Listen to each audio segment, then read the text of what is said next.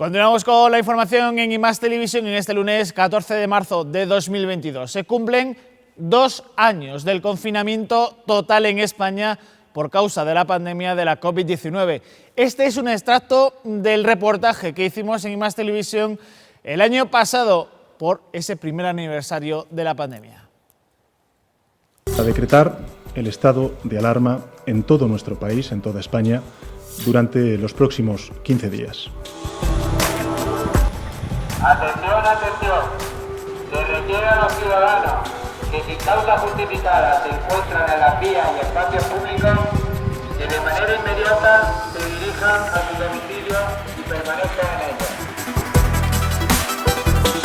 El 14 de marzo de 2020 pasó a la historia porque hacía cambiar la historia. Todo un país entró en estado de alarma y en un confinamiento que duraría 2 meses y medio. Comenzaba la crisis sanitaria provocada por la COVID-19. Calles vacías y silencio, solo roto por el sonido de las sirenas de las ambulancias y los aplausos a las 8 de la tarde. Así se sucedieron los días. El virus SARS-CoV-2, la COVID-19 o el coronavirus se hacía notar en España de mala manera y solo quedó meterse en casa. En marcha un recurso de acogida extraordinario porque entendíamos que iba a haber un incremento de la violencia o un empeoramiento, mejor dicho, de la violencia de género, ¿no? Un empeoramiento de las condiciones en las que vive una mujer que ya previamente estaba viviendo con su maltratador, ¿no? Y ante esa situación previmos que podría pasar, luego lo que efectivamente pasó, montamos un recurso de acogida extraordinario para no vernos en la situación de no poder atender a estas mujeres. Pensamos que esto podía ser así porque la violencia de género es, la verdad, bueno, pues muy difícil que las mujeres puedan salir de ella, es muy complicada, por eso llevamos tantos años trabajando en esta cuestión y sobre todo porque entendíamos que 24 horas al día encerrada con tu maltratador lo que necesariamente iba a provocar era un empeoramiento porque es como vivir en una olla a presión a la que de golpes le tapa la válvula de escape, ¿no? El miedo o la incertidumbre eran los sentimientos generalizados en todos los ámbitos, pero había que tomar decisiones. Tras la declaración del estado de alarma por el Gobierno central, eran las autoridades locales las que debían orientar a la población. Proclamación de decretos, decidir qué tipo de ayudas conceder, pero sobre todo actuar para salvar vidas. Y empezamos a redactar un decreto que terminó de redactarse ya bien entrada la noche. Salimos del ayuntamiento aquel 12 de marzo del año pasado, pues en el entorno de las 11 de la noche. Y esta mañana algún compañero me mandaba una foto de recuerdo porque estuvimos trabajando, como digo, hasta tarde y estábamos todavía pues todos sin mascarillas, todos aquí pegados en mi teclado, en el teclado del secretario, todos manipulando los mismos papeles, en fin. Cuánto nos ha cambiado la vida. Las 8 de la tarde se convirtió en una hora mágica en nuestro país. Durante unos minutos, sin mediar palabra alguna, los españoles aplaudíamos. Primero fue un sentimiento de conjunto, para sentirnos arropados los unos a los otros y transmitir esperanza. Con el paso de los días se convirtió en el homenaje diario a los que luchaban en primera línea de batalla contra el maldito bicho, sin saber cómo hacerlo, sin protección y con la impotencia provocada por las muertes que se fueron sucediendo. El problema es que no teníamos los recursos.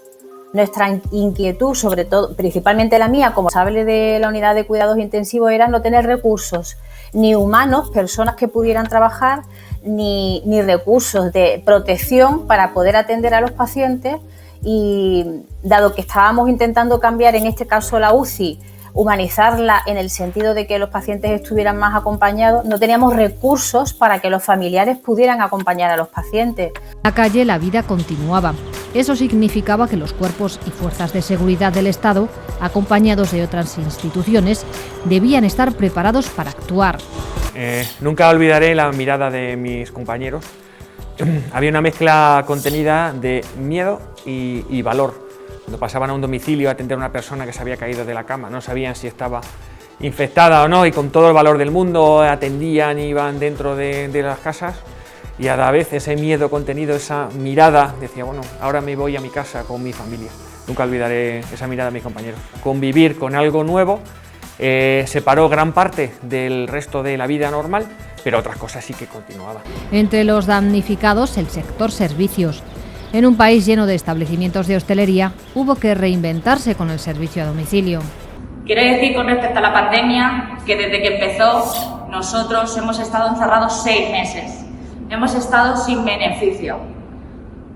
Se pasa muchísima incertidumbre, muchísimo miedo, temor, sin saber qué hacer, sin saber cómo planificar tu día, sin saber cómo poder sacarlo. Pero al fin y al cabo aquí seguimos adelante, trabajando constantemente todos los días. Con los españoles confinados solo iban a trabajar los esenciales, aquellos que no podían cesar su actividad por la necesidad de los ciudadanos. Entre ellos, Más Televisión y Onda Cero Puertollano, que se adaptaron a las circunstancias y continuaron fieles a las citas de las 12:30 del mediodía y 7:30 de la tarde.